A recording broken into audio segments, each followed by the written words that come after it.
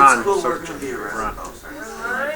Shh, guys, we're officially online. So, We're here, we're live. you guys, gotta be quiet before you start. John, gotta be quiet. John. Shh. Okay. All right. So, I promised you when we first started this thing that I was going to teach you an easy way to graph these. There is really an easy way to graph these. It was really important, though, that I taught you that other stuff so you started to understand the anatomy of graphing. That your C is your y-intercept. You know, and that you had to, even with this new method, you have to know how to find the axis of symmetry and find the vertex, just like we've been doing. But once you found that, you can immediately graph your graph, plot your graph, without using any other information. And that's what I'm going to show you how to do right now.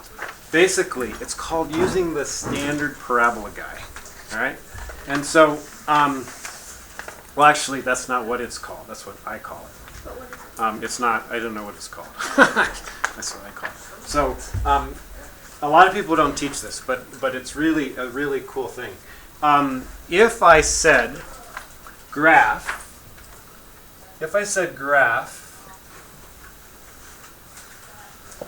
y is equal to x squared.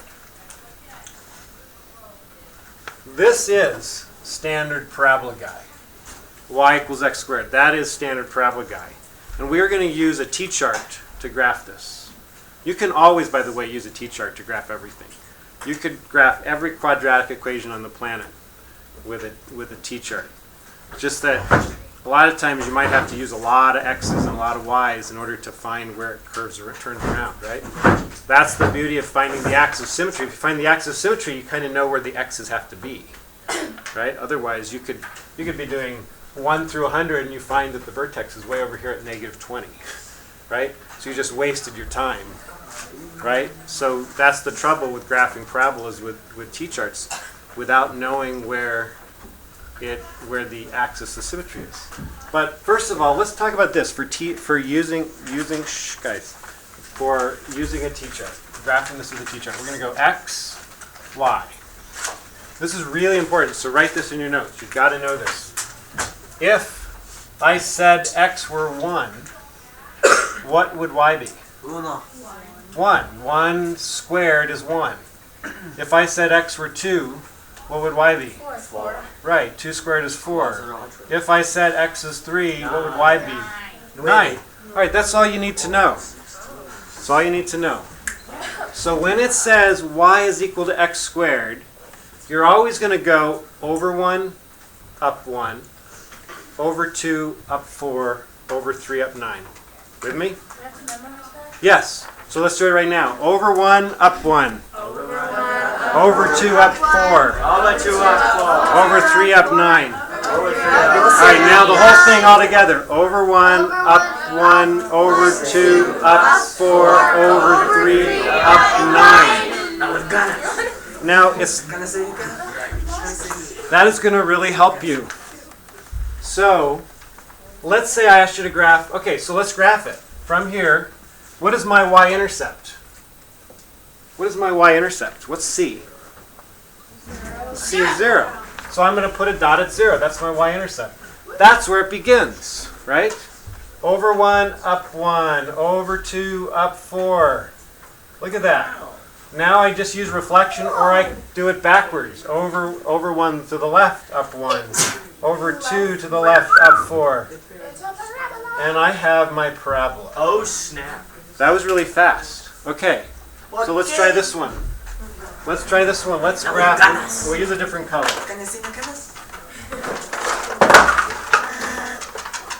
All right, let's say we do this one. Let's graph y is equal to x squared minus 5. All right, what's my y-intercept?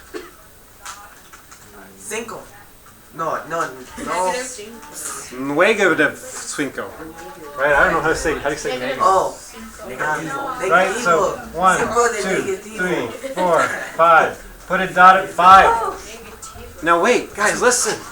If I used a t-chart, it would be like weird stuff. So Tiana, are you? No, I'm just like What's that note Oh, say? what are you doing, girl? Like passing It notes. doesn't have anything on it. Like, Oh. Okay. It's just I'm just dripping paper. It's just a piece of paper that looks like Okay, the so I same need you to thing. listen. This is going to save time. You might as well learn it today during class instead of after, right? Learn it now. So if I did a T-chart here, it would be a mess. Let's try a T-chart. I mean, not a mess, but it just would be a little harder. Watch this. What if I said, okay, if x were 1, what would y be? -4. Negative 4. 1 minus 4. Well, if x were 2, what would y be? That only 4 minus 5 is negative 1. If x were 3, it'd be 9 minus 5 would be 4. It's not too hard. I could do that. And then that's what I'd do. I'd do over 1 down 4, right? And over 2 down 1, right? I could do that. You're with me, right? But I don't have to. I don't have to. Once I find my vertex, once I find that point, which in this case is straight down at negative 5, all I have to do, look at this, it's y equals x squared at the negative 5 point. Right? So I'm gonna pretend Mia, are you listening? I'm gonna pretend that this is the origin. Right? I just wasn't sure. I'm going to pretend that this is the origin. So I'm going to use my little mantra here, over 1, up 1, over 2, up 4, over 3, up 9, starting at my vertex. Does that make sense? So over 1, up 1, boom. Over 2, up 4, boom. And then over 3, if I want to do it, I don't really need to go up 3, usually, because that's going to give me 2 points. And I'm going to do this, I'm just going to reflect it over, and I just draw my graph. That was pretty cool, right? So if I did another color, this is sort of the same color. I need an orange. If I did y is equal to, okay, this is a different one. Let's try this. Y is equal to negative x squared minus 7. Could you multiply the whole thing by -1? So negative 7, first of all, is my... No, actually, that wouldn't be the way to do it. Because think about it. This means what? It's going to open downwards, right? Just go with the negative. So it's going to be negative 7. So here's negative 7. Whoops, I'm supposed to use orange, right? Orange. All right, there's my negative 7. It's going to be over 1, but since it says negative here, it's got to be over 1, down 1. Over 2, down 4, right? That's what the negative means. Over 1, down 1, put a dot. Over 2, down 4, somewhere here. And then reflect it over, and then draw your graph. Sorry, can you guys see? See what I mean? I went over 1, Kai, and then down 1. Over 1, down 1. Over 2, down 4. Whoa. So any graph, this is the key. Any equation that I give you, it doesn't matter what it is. If it starts with y equals x squared, I first find my vertex and then pretend that vertex is my origin, like 0, 0. And from that vertex I go over 1, up 1, over 2, up 4, over 3, up 9, and I'm done. I just graphed it. Yes? And how would you know to go down? The times you go down is if the number in front of the x squared is negative. Oh, okay. Right?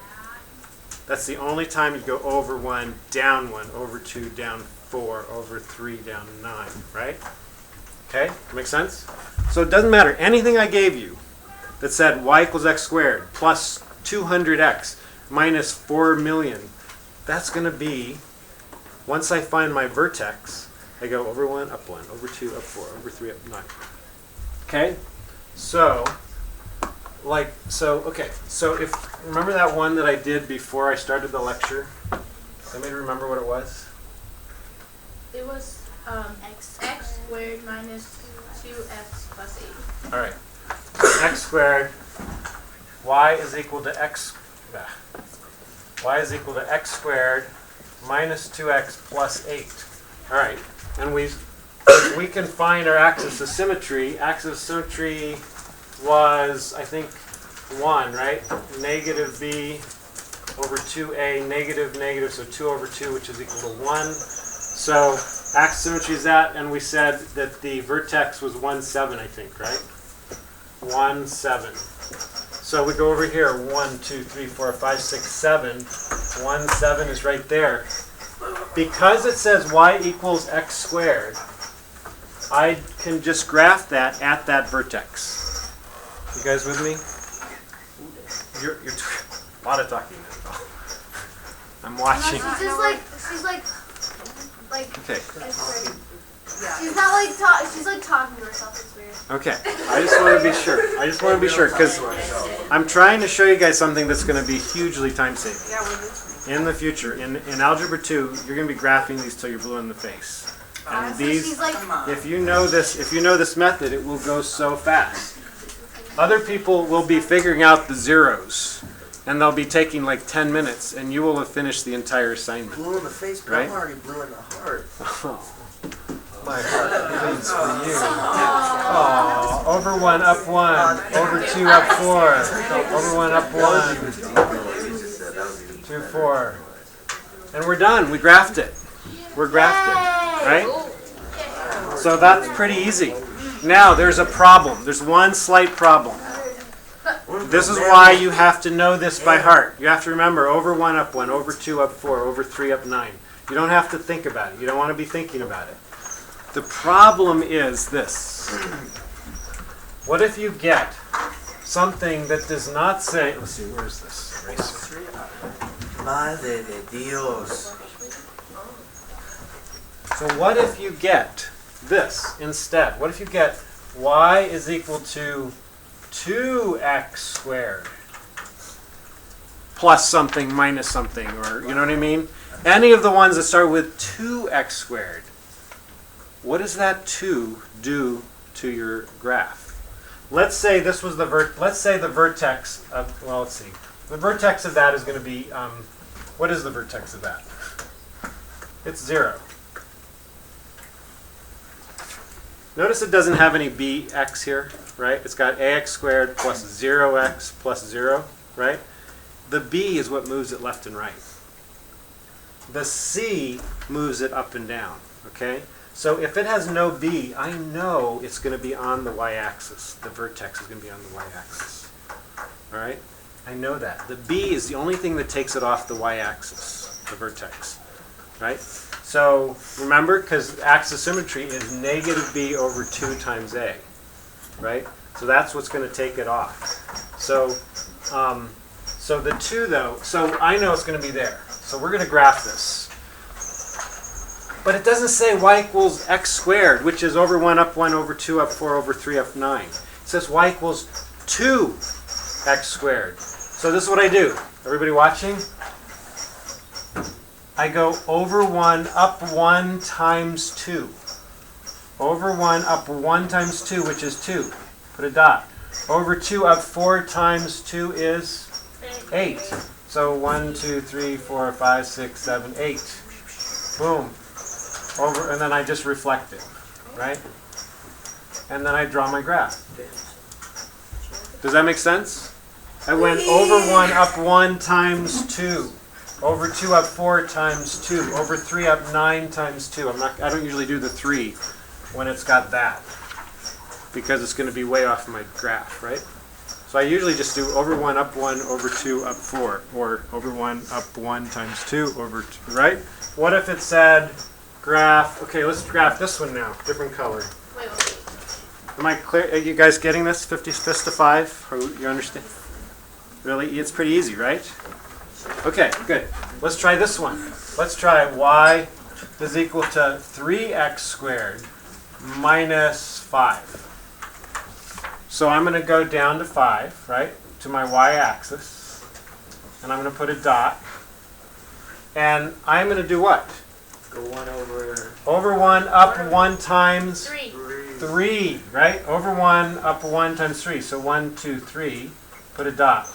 Over 2, up 4 times 3. That's 12. I go 1, 2, 5, 6, 7, 8, 10, 11, 12. And then I reflect it over,